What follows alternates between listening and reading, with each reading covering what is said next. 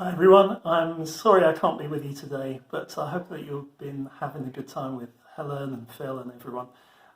So my thanks to all of them.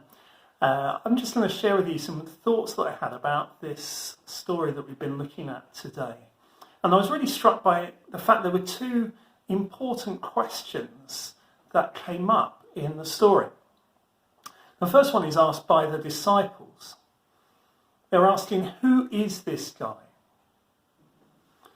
They'd followed Jesus around as his apprentices for a while. They'd witnessed all kinds of miracles. They'd seen him heal the sick, exorcise demons, even raise the dead. But this miracle seemed to take them by surprise, and they were terrified. Today's story is part of a series we've been doing on Sundays called The Masked Saviour. I got the name, or took the name really, from the ITV show The Masked Singer. And all of those Sundays have been based on Luke's Gospel. Why the Masked Saviour? Well, it's not like Jesus is walking around, of course, wearing some silly costume like they do on the TV show. But people do keep asking, just as the disciples do here, who Jesus is. So what would you say? What would you say? Some people say that Jesus was a great moral teacher, but it doesn't give you the power to do miracles, does it? Other people would say that he's some kind of mystic, but rather than live in spiritual isolation, he faced demons, he even courted controversy. So I'm not convinced by either of those two answers. What I do wonder is if you notice something that happens in the story. That it's as if Jesus only stops the storm to stop the disciples panicking.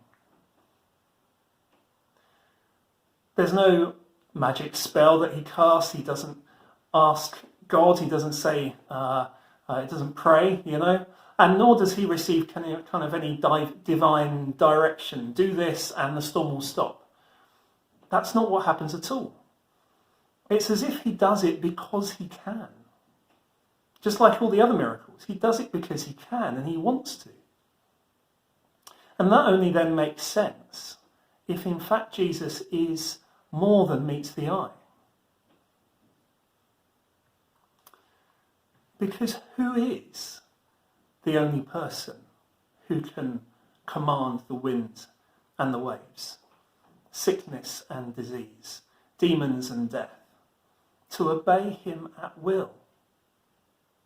Who is that? Well, it must be God, the creator of all things, in the flesh, in that boat. And the very idea terrified the disciples. What about you?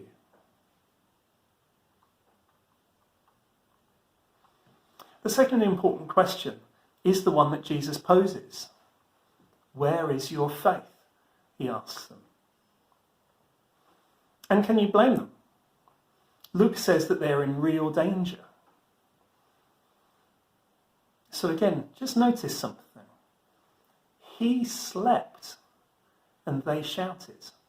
He slept. Why? People do have these mistaken ideas about Jesus, that he was in some kind of mystical bubble.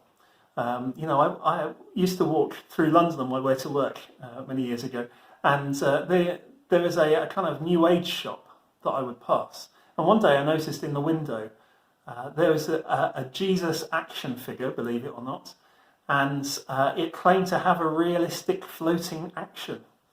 What that actually consisted of course, was just some wheels on the bottom of this figure.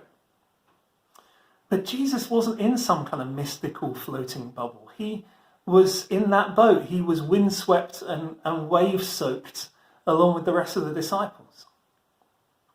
Jesus slept because when he said, let's cross the lake, he didn't mean, let's see if we can make it across to the other side without sinking. He meant, let's get going because we're going to cross the lake. The disciples' panic over the storm shows that actually they doubted that.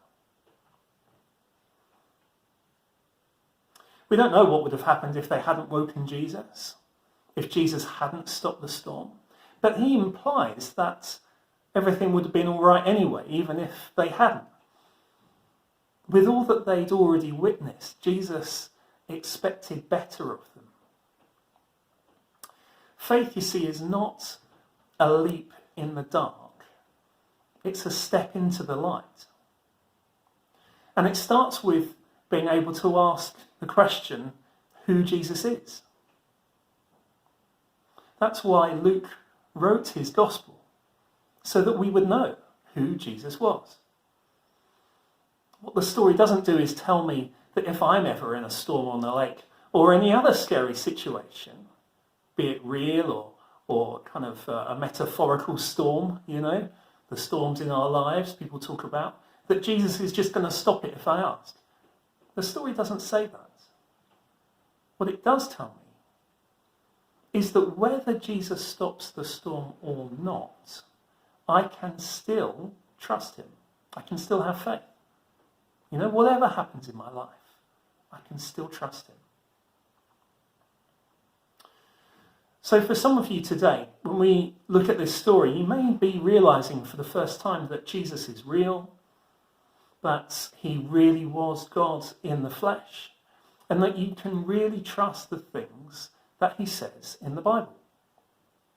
And if so, then I'd encourage you to take a moment, maybe on your own, later today, and just say out loud, Jesus, if you're there and you're real, then show me that you're God and that I can trust you. Just say that.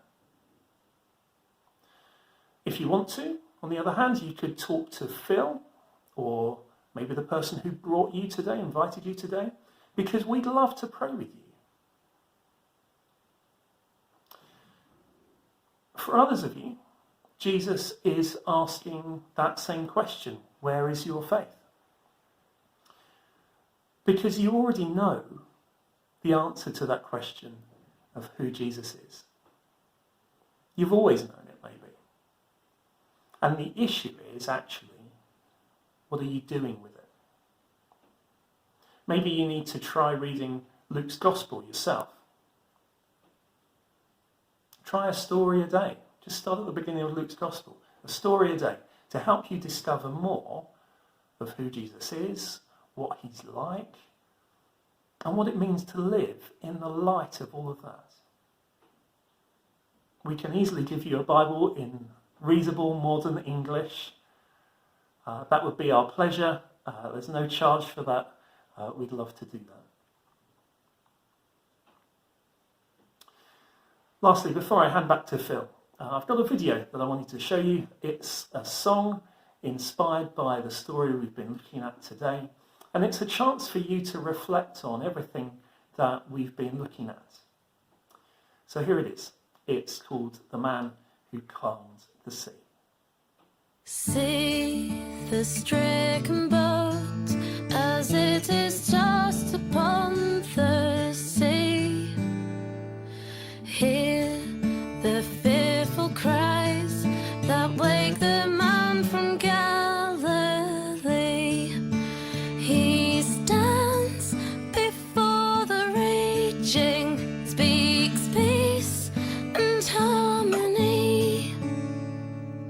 Winds and waves obey. He is the man who calmed the sea.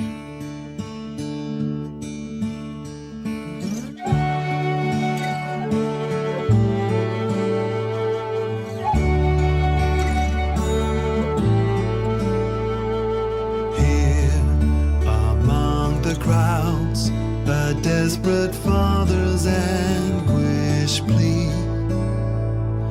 Heal my dying child, he begs the man from Galilee. With words that banish sorrow, don't fear, but just believe. Daughter, live again, commands the man who calmed the sea. And as she stands before them, what joy from agony. He's the master and the maker. He's the man who calmed the sea.